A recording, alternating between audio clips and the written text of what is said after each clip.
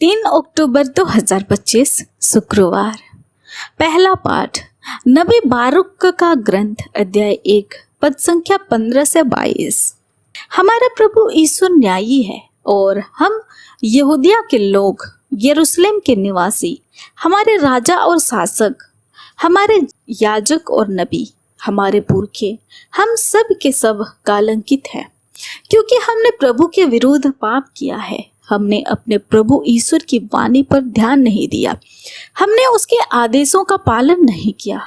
जिस दिन प्रभु हमारे पुरखों को मिस्र से निकाल लाया, उस दिन से आज तक हम उसकी आज्ञाएं भंग करते और उसकी वाणी का तिरस्कार करते आ रहे हैं। इसलिए आज वे विपत्तियां और अभिशाप हम पर आ पड़े हैं, जिन्हें प्रभु ने अपने सेवक मूसा के द्वारा घोषित किया था, जब वह हमारे पुरखों को मिस्र से निकालकर उस देश ले जा रहे थे जहां दूध और मधु की नदियां बहती है। हमने प्रभु द्वारा भेजे हुए नबियों की वाणी पर ध्यान नहीं दिया। हम हठपूर्वक अपनी राह चलते रहे, पराये देवताओं की उपासना और ऐसे कार्यों करते रहे जो हमारे प्रभु ईश्वर की दृष्टि में बुरे हैं। यह प्रभु की वाणी है। ईश्वर को धन्यवाद। भजन अनुवाक्य। हे प्रभु, अपने नाम के हेतु हमारी सहायता कर। हे प्रभु, गैर यहूदी तेरी प्रजा के देश में घुस आए हैं। उन्होंने तेरा पवित्र मंदिर दूषित किया, यरूशलेम को खंडहरों का ढेर बना दिया और तेरे सेवकों के शव तथा तेरे भक्तों का मांस आकाश के पक्षियों तथा पृथ्वी के पशुओं को भेजने के लिए छोड़ दिया। अनुवाक्य। हे प्रभु, अपने नाम के हेतु हमारी सहायता कर।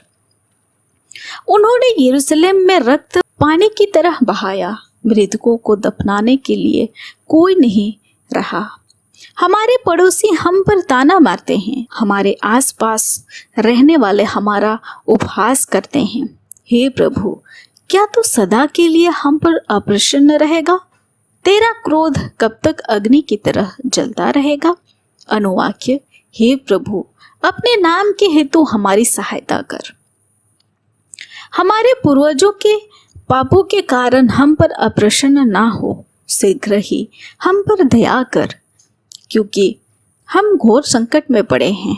अनुवाक्य। हे प्रभु, अपने नाम के हेतु हमारी सहायता कर। हे ईश्वर, हे मुक्तिदाता, अपने नाम के महिमा के हेतु हमारी सहायता कर। हे प्रभु, अपने नाम के हेतु हमारे पाप क्षमा कर। अनुवाक्य। हे प्रभु, अपने नाम के हेतु हमारी सहायता कर। जय घोष। हालेलुया। आज अपना हृदय कठोर न बनाओ, प्रभु की वाणी पर ध्यान दो। हालेलुया। संत लूकास के अनुसार आज का पवित्र सुसमाचार अध्याय 10 पद संख्या 13 से 16। यीशु ने कहा, धिक्कार तुझ रे कोरेजन, धिक्कार तुझ रे बेतसाइदा, जो चमत्कार तुम में किए गए हैं, यदि वे तीरुस और सिदोन में किए गए होते तो ना जाने कब से टाट ओढ़कर और भस्म रमा कर उन्होंने पश्चाताप किया होता। इसलिए न्याय के दिन तुम्हारी दशा की अपेक्षा तीरुस और सिदोन की दशा कहीं अधिक सहनीय होगी। और तू रे कफरनहूम, क्या तू स्वर्ग तक ऊंचा उठाया जाएगा? नहीं, तू अधोलोक तक नीचे गिरा दिया जाएगा। जो तुम्हारी सुनता है वह मेरी सुनता है, और जो तुम्हारा तिरस्कार करता है वह मेरा तिरस्कार करता है। जो मेरा तिरस्कार करता है वह उसका तिरस्कार करता है जिसने मुझे भेजा है। यह हमारे प्रभु यीशु ख्रिस्त का सुसमाचार है। ख्रिस्त की जय। तो आइए आज के पाठ पर मनन चिंतन करते हैं।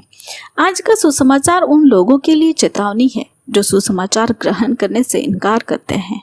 जिन लोगों ने सुसमाचार सुना, उन्होंने उदासीनता से उत्तर दिया। यीशु के शब्दों और कार्यों में बदलाव और परिवर्तन लाने की शक्ति है। लूकास अपने समुदाय को उनके मिशन के प्रति लोगों की प्रतिक्रिया में शामिल जोखिमों की याद दिलाते हैं। ईश्वर दुनिया के लिए जो जीवन की परिपूर्णता चाहता है, उसे पाने या खोने की संभावना से कम कुछ नहीं है। हमारा मूल्यांकन केवल इस आधार पर नहीं किया जाएगा कि हमने क्या किया या क्या करने में असफल रहे, बल्कि हमारा मूल्यांकन उस अवसरों और परिस्थितियों के आधार पर भी किया जाएगा जो हमने जीवन में गंवा दिए हैं। अब शिष्यों को यीशु के नाम पर बोलने का आदेश दिया गया है। इस तरह के संदेश की अस्वीकृति केवल उस शिष्य की अस्वीकृति नहीं है जो एक मानवीय प्रतिनिधि है, बल्कि ईश्वर की आवाज और संदेश की अस्वीकृति है। आमीन। आप सभी को जय यीशु।